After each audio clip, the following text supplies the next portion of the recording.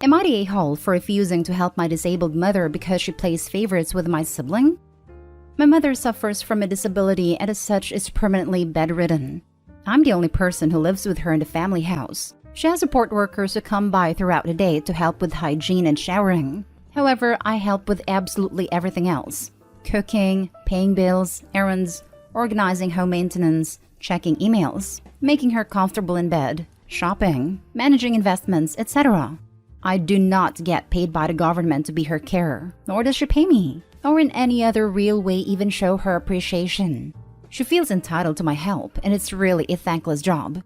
As part of managing her finances, I logged into her online banking to notice almost $100,000 was missing from her savings account. And further inspection, the money was sent to my sister. So I asked my sister about it, and she told me our mother gifted it to her to buy a highly spec'd Tesla. I was livid by this. Mother has always treated sister as the favorite. Apart from this gift, she has probably given her over $100,000 in other things over the past few years, which I never got. For example, I had to pay for my first car, whereas she got a brand new one paid for. When I moved to college, I had to pay for it myself, whereas my mother, who is wealthy, paid for her to have a premium unit.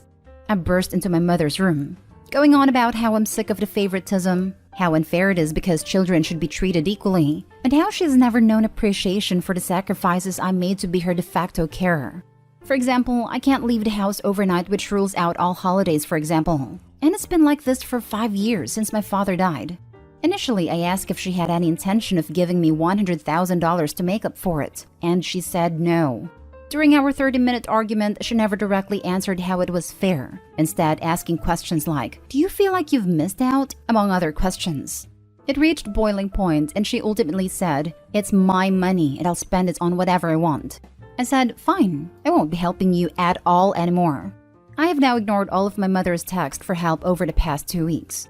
I've heard from my sister she's now looking at full-time residential care due to my lack of assistance, which people in my country do as a very last resort as the residents are neglected, fed poorly, and there's no sense of it being your home. Am I the a-hole? Now for the top comments.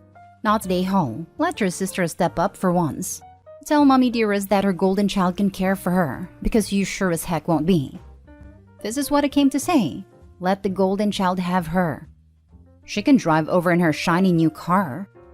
Right, I love how as soon as she stopped doing everything, the favorite one was like, put her in a crappy senior home. Stat. That's the one the mom chose. Not the a-hole. I think you should have just left without the big blowout. However, if she's intent on playing favorites to this degree, she has no one to blame but herself. She can spend her money how she likes, and you can live your life how you want. Take this opportunity and do that. Not the a-hole. I think you should have just left without the big blowout. It took the blowout for mom to finally admit there was no mistake, and Opie is seen as less than her sister. It was valuable. There's no longer any ambiguity. Opie doesn't have to worry there was some kind of misunderstanding on mom's part, or some kind of manipulation on sister's part. Both mom and sister are totally fine with Opie carrying all the burden without any of the thanks. She's right. It's her money and she can do what she wants with it. But it's your life, and that means you can do what you want with that. And you are in no way obligated to spend that life catering to the whim of a woman who treats you like her personal slave. Let your sister sort this one. See how long the sister sticks around when she realizes all your mom's money is being spent on cares rather than your sister. No, she can't. You can't rack up huge bills and force one daughter to do all the labor and then gift the other daughter huge amounts of money. Opie's owed money for all the unpaid labor. If the mom didn't have the money and this was done out of love, sure, but mom has the money and is refusing to pay her caretaker. Next story. Am I the a-hole for removing all of my fiancé's certificates from the wall after he took down my daughter's dog picture? Me, female 34, and my fiancé, male 36, got engaged 2 months ago. I own the house we currently live in, but after he moved in, he started helping out with the mortgage payment. I have a daughter, Ruby, female 12. She adores animals. She had about 7 pets so far in her life. Unfortunately, her dog Tick passed away. He was her closest friend and favorite pet. It was devastating for me as well because he was so precious. As a way to honor him, I've printed a middle-sized picture of him, Ruby's favorite, and put it in a frame and hanged the frame in the living room wall. Ruby was so happy with it, especially since she gets to see him smiling at her when she walks in. It gives her comfort. My fiancé saw it and got upset.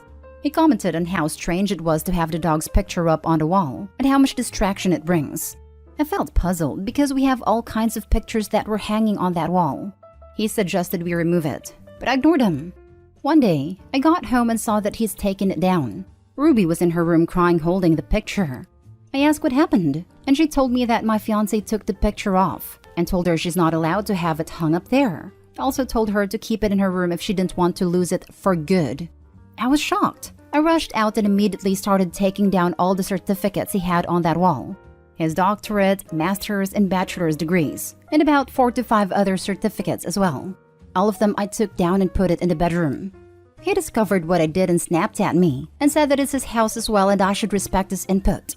In my defense, I told him that since my daughter has to keep it in her room, then he too has to keep his certificates in his room according to his logic. He yelled at me demanding that I stop nagging him and acting childishly and spitefully. He wanted to put them back up, but I refused and said that if he does that, then Tech's picture will be put back up as well. He yelled about how I disrespected him at his achievements and treated them as trash and then stormed out. He's been giving both me and Ruby the cold shoulder for days now, saying he won't speak to either of us till we apologize and put those certificates back up on the wall ourselves. Not Day Hall. He doesn't want equal say. He wants a dictatorship. It's clear that he will continue to hurt your daughter behind your back. I will reevaluate my relationship. He told me it's his house too now, so he should be able to have a say in it. I find this illogical because he's only paid 2 months' worth of mortgage, unlike me who put all my savings and sold important items to be able to get this house. He is trying to take over what you have achieved. You need to think hard about what life will look like for you and your daughter going forward is. This is only 2 months in. What is her emotional well-being worth to you? This is so important. It's not just a relationship now. Opie's daughter will remember forever how her mom handles this man. Plus, if Opie dies, do you think this man will take care of your child? Or will he just sell your house, keep the money, and cart your kid off somewhere? I knew someone who had 3 children, owned her own home. 2 kids to 1 man and 1 from previous relationship. She married a father of 2 and he was distant and cold to the non-bio child. However, he wasn't as bad outwardly to the non-bio child as your fiancé was to your child. Not until the mom died unexpectedly at 42, and he told the 15-year-old non-bio kid that he had a month to get out. He moved a new woman into the house and raised his bio children there, and the 15-year-old wasn't allowed to see his siblings. Lost his mom, siblings, and home all in the same month. He lived with a maternal aunt on her sofa for a few years as she had no space for him.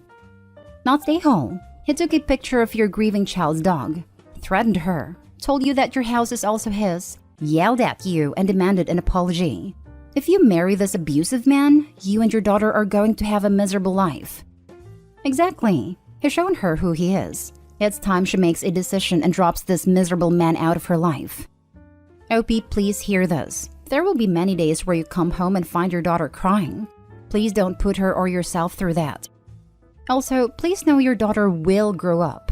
And remember that this man mattered more to you than she did, unless you show her that's not true. Sticking around in this scenario may also have an unintended impact on her future relationships. Do you really want her to land in a relationship like the one you have with your fiancé? Next story is titled, Am I the a-hole for choosing to not get involved when my daughter threw away my wife's shampoo collection? I, 39, got married to my wife, Nellie, 36, months ago. I have to say that Nellie and my daughter, her stepdaughter, Megan, 16, never gotten along. They have lots of disagreements, had nothing in common, and it was obvious since the first day they met. But I didn't do anything about it, thinking they'd move past their differences and warm up to each other the longer they spent time together. I was wrong, because once we moved in together, the fights got worse. Nellie would complain from Megan throwing away stuff of hers just because she thought it didn't belong there. It's been basically a mouse and cat game, and I've lost track on who's right and who's wrong. I did try to establish some boundaries to try to bring back peace to my home, and had them agree that each stays in their own lane and not bother each other. Nellie said that I was wrong to think that what Megan is doing is okay, but I told her to let it slide. Nellie has a special type of hair care products for her sensitive hair. Shampoo, conditioner, etc., etc. She put them in the bathroom, but Megan ended up throwing them away, saying that Nellie had no right to store her products in the bathroom because it's not her house. To keep the peace, I asked Nellie to just keep her stuff in the bedroom and take it with her whenever she wants to take a shower, to which she agreed. Last night, Nellie took a shower and forgot her hair products in the bathroom. Megan ended up going in there and then the shampoo collection was gone. Nellie freaked out and then had a fight after Megan told her she dumped them out, saying she already warned her about leaving her stuff laying around in the bathroom. Nellie broke down, and when I said I choose to stay out of this because of how petty it was, she blew up at me. She yelled about how I keep letting Megan get away with bad attitude and unjustified misbehavior. Told me to stop enabling her and start setting consequences for her actions. I told her she should have been more careful knowing how Megan is, so I feel like this was preventable. But she said that she forgot her stuff there. I didn't think Megan would go that far. We had an argument, and that was it. Megan is acting nonchalant despite me talking to her, and Nellie went to stay with her parents saying I need to step up and do something. Now for the top comments. You're the a-hole here, absolutely. She's your child. You should be acting like a parent. Why would you act like they should work it out when it's literally your house and your child? God, I hope she leaves him. You're the a-hole. Seriously, can you imagine having a partner like this? Not only does Opie have zero control over his awfully entitled bully of a daughter, but he refuses to even acknowledge that there's any sort of problem with her treatment of his wife. Opie is so the a-hole, it's unreal. Stuff like this is how some people get anxiety disorders. You're the a-hole. You need to grow some balls and step up. Your daughter's literally tormenting your wife and you're allowing it to happen. Your wife lives there. She should be allowed to keep her stuff in the bathroom. It isn't a hostel. It's her house. Fix this. You are in the wrong. Man up and fix this. A hostel is a good comparison. I immediately thought of college dorm days and having to carry stuff back and forth in a little bucket. Lol. You're the a-hole. Prepare to be a divorcee. Yep. Opie is definitely the a-hole. Just wow. You are enabling and allowing your child to dominate the situation, act out, and get away with bad behavior. You're not just staying out of it. You're running away from your actual responsibilities. You're the a-hole, big time. And also, grow a pair and deal with the situation in an appropriate manner. Bad behavior should have appropriate consequences. Edited to add, you told your wife she should take her products out of the bathroom and keep it in her room? Like, what? Is this a public restroom? Now for the last story. Am I the a-hole for telling my brother and sister-in-law it's good they can't have children? I'm 37 male, my wife is 38 female. We have 2 kids, aged 17 and 4. Neither were planned, but we are happy we have them both. Our 17-year-old has cerebral palsy and is in a wheelchair. He can dress himself, he talks.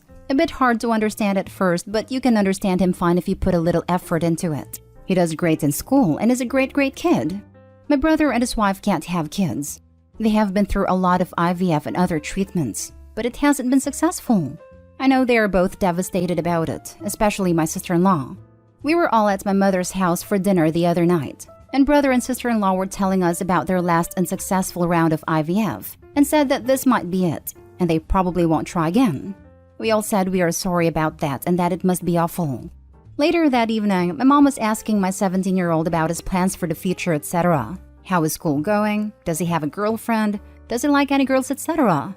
Typical grandma stuff, lol. My sister-in-law then said, "Can he even date?" to me. My son didn't hear it, and I looked at her and just said, "What?"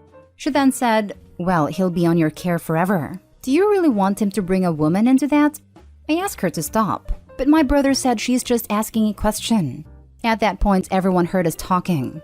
Sister-in-law then said to me and my wife, "I didn't mean to offend you. It's just that a slow child might be too much work on their own, without dating and stuff."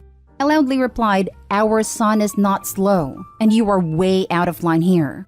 She then said to me, "Relax, please. Jeez, I thought you had more patience since you were raising a retarded child."